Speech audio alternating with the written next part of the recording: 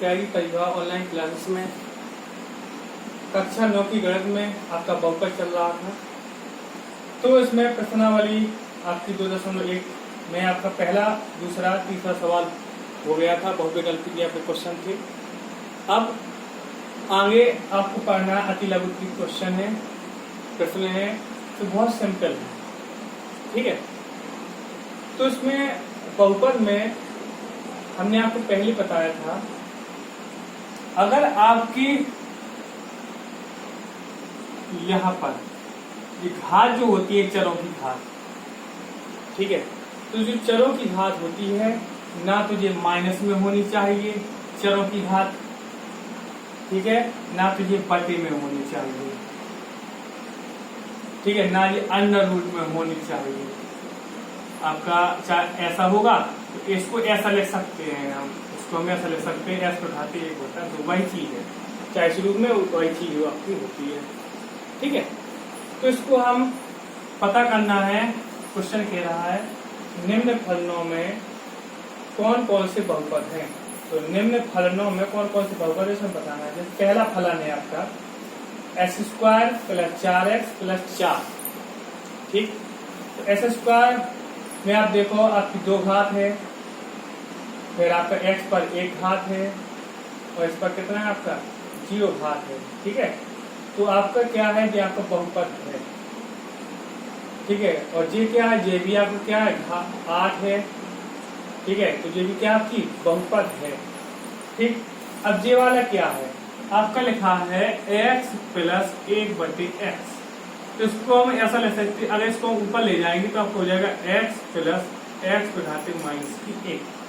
तो हमने कहा है अगर माइनस की घात अगर आपकी है आपके पद में, तो आपका वो आपका बहुपद नहीं होता है, तो आपका ये बहुपद नहीं है। तो इसमें आपका देखो, इसमें आपका अंडर रूट लगा है, तो इसलिए इसको हम ले सकते हैं 1/2, तो आपका ये भी क्या बहुपद नहीं है, ये वाला। तो इसमें भी देखो आपका x² + 1/s², तो s² आपका अगर 1/s² इसको ऊपर ले जाएंगे तो आपका हो जाएगा s² + x - 2 घात, तो आपकी माइनस की घात है, तो आपकी अगर घात माइनस की है तो वो आपका बहुपद नहीं होता वो वाला फलन। ठीक है, तो ये भी आपका बहुपद नहीं है। आपका ये वाला बहुपद है क्योंकि इसमें आपका ना तो आपके बटे में घात है और ना आपकी माइनस की घात है। इसमें देखो आपका संख्यात्मक गुणांक खूब बना रहे, कोई दिक्कत नहीं है, बटे में हो चाहे कुछ हो, लेकिन जो चर होता है, चर की घात जो होती है वो ना तो आपकी माइनस की होनी चाहिए, ऋणात्मक होनी चाहिए, और ना ही आपकी बटे में होनी चाहिए। ठीक है, जैसे 1/2, 1/3 है ना, 1/4, 2/3, ऐसा नहीं होना चाहिए। तो आपका ये क्या है, आपकी बहुपद है, क्योंकि आपका संख्यात्मक गुणांक आपको कैसा है, आपका 2 बटे में है, तो कोई दिक्कत नहीं है। चल हमारी यहाँ पर घात देखो 2 है, यहाँ पर 1 है, यहाँ पर आपका 0 घात है। ठीक है, अब इसका ये क्या बहुपद है कि नहीं है, तो अगर हम इसका गुणा इसमें कर देंगे तो आपको क्या, आपकी घात में क्या हो जाएगा, यहाँ पर देखो जैसे इसको हल करेंगे तो आपको इस प्रकार से आएगा, x का गुणा इसमें करेंगे तो s², फिर x का गुणा इसमें करेंगे तो 5x, ठीक है, फिर 4 का गुणा इसमें करेंगे तो आ जाएगा 4x, और 4 का गुणा 25 में करेंगे तो 4 × 5 = 20, तो आपका हो जाएगा s² + 9x और प्लस कितना 20, तो आपके लिए क्या हो जाएगा, बहुपद हो जाएगा। इसको भी तोड़ेंगे a + b का होल स्क्वायर से, ये भी क्या हो जाएगा, बहुपद हो जाएगा।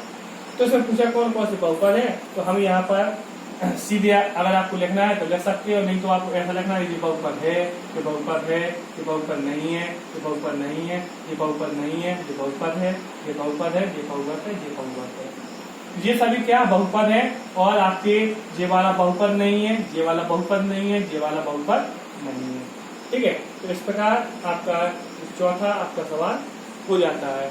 ठीक, अब हम आगे बढ़ते हैं 5वें सवाल में। अब देखो आपका है 5वां सवाल, तो उसमें कह रहा है निम्न में से प्रत्येक में s² के गुणांक लिखिए। तो s² के गुणांक लिखना है, तो s² के आगे जो आपकी संख्या होती है वो आपका गुणांक कहलाता है। तो इस सवाल में देखो पहला सवाल आपका दिया गया है 2 + s² + x, तो आपको ध्यान रखना है हमें केवल s² का गुणांक लिखना है। तो x आपका इस पर घात 1 चढ़ी है, यहाँ पर आपका चर अकेला है, तो यहाँ पर एक्स स्क्वायर क्या है, कौन सा आपका अंक है। जब कोई नहीं है तो क्या माना जाता है, आपका 1 माना जाता है। तो एक्स स्क्वायर गुणांक यहाँ पर क्या हो जाएगा, 1 हो जाएगा। ऐसा हम आपको हल करना है, ठीक है। तो ऐसे आपको लिखना है कि एक्स स्क्वायर का गुणांक बराबर इस समीकरण में क्या है, आपका बहुपद में क्या है, बहुपद में 1। दूसरा बहुपद आपका दिया गया है, दूसरा सवाल है 2 माइनस का एक्स स्क्वायर प्लस का एस घात 3। तो इसमें एस स्क्वायर का गुणांक लिखना है। तो एस स्क्वायर आपका ये है, एस घात 3 वाला तो लिखा नहीं, एस स्क्वायर का कहा है। तो एस स्क्वायर क्या है, क्या आपका माइनस का चिन्ह लगा है, और जब कोई अंक नहीं है तो क्या मान लेंगे, 1 मान लेंगे। तो इसका क्या हो जाएगा, 1 हो जाएगा, माइनस का 1। आपका तीसरा आपका बहुपद दिया गया है, तो इसमें देखो एस स्क्वायर क्या आएंगे, आपका क्या लिखा है, पाई बाई 2। तो पाई बाई 2 आपका है, तो आपका ये इसका गुणांक हो जाएगा। तो एस स्क्वायर गुणांक इस बहुपद में क्या हो जाएगा, पाई बटे 2। इसमें आपका क्या हो जाएगा, अब इसमें एस स्क्वायर तो है ही नहीं है, तो इसमें एस स्क्वायर गुणांक पूछा है, तो इसमें कुछ नहीं है तो क्या लिखेंगे, यहाँ पर 0 हो जाएगा। तो इस प्रकार आपका सवाल पूछा था एस स्क्वायर गुणांक, तो हम इस प्रकार से आपको कॉपी में हल कर लेते हैं, ठीक है। अब आगे बढ़ते हैं।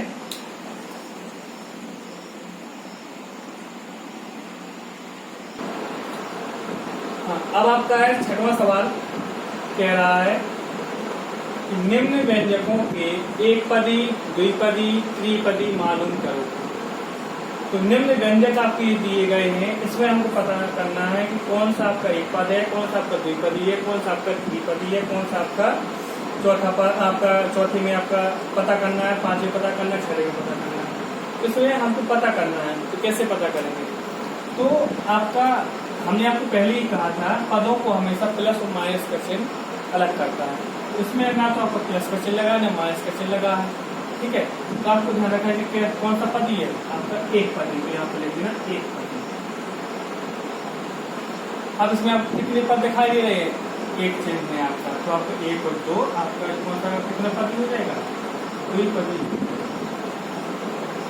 अब आपका ये कितना पदी हो जाएगा, 1 2 पद, तो आपका जो द्विपदी हो जाएगा, ठीक है। तो ऐसा आप करोगे, लेकिन ऐसा होगा नहीं, क्योंकि आपको पता है कि a प्लस बी का होल स्क्वायर का सूत्र होता है a square plus B square plus 2ab। इसको हम तोड़ेंगे तो कैसा हो जाएगा, S square plus A square plus B square, तो 1 का वर्ग 1 हो जाएगा, और प्लस 2ab। तो 2ab कैसा हो जाएगा, 2 गुणा a आपका x है, b आपका a।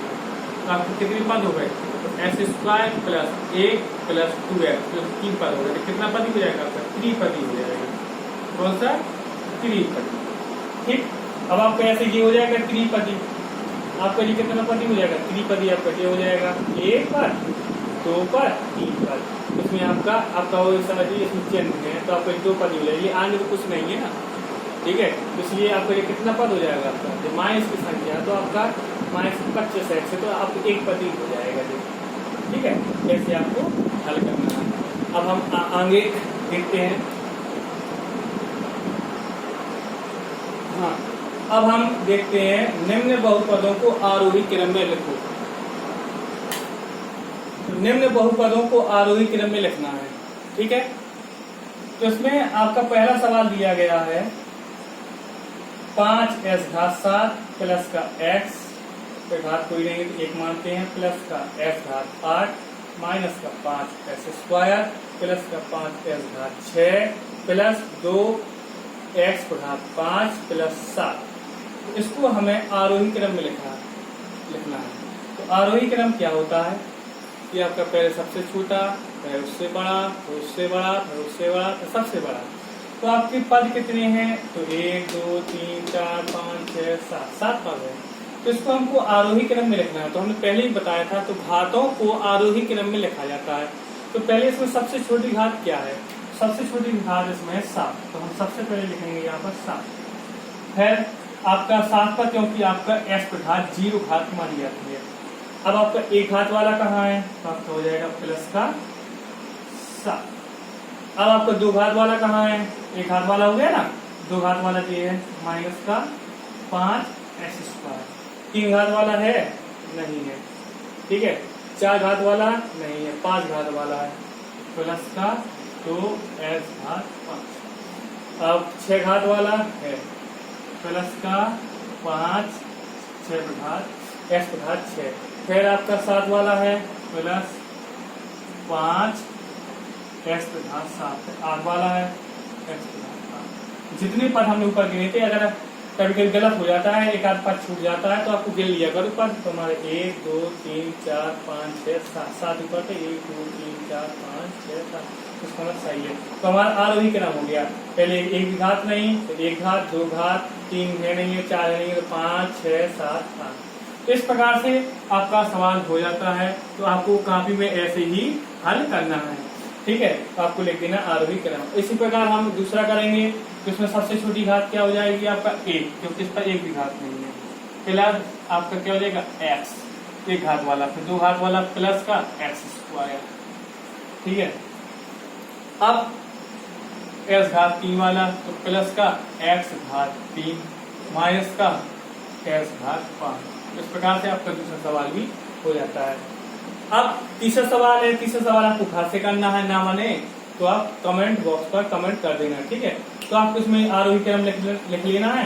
तो आपको ऐसे हल करना है, 17 है ना, पहले एक घात वाला नहीं, एक घात वाला, फिर दो घात वाला, तीन घात वाला, चार घात वाला, तो ऐसा आपको लिख देना है, ठीक है। अगला सवाल है आपका निम्न बहुपदों को अवरोही क्रम में लिखना है। तो अवरोही क्रम आपका होता है पहले सबसे बड़ी घात, फिर उससे छोटी, फिर उससे छोटी, फिर उससे छोटी, सबसे छोटी।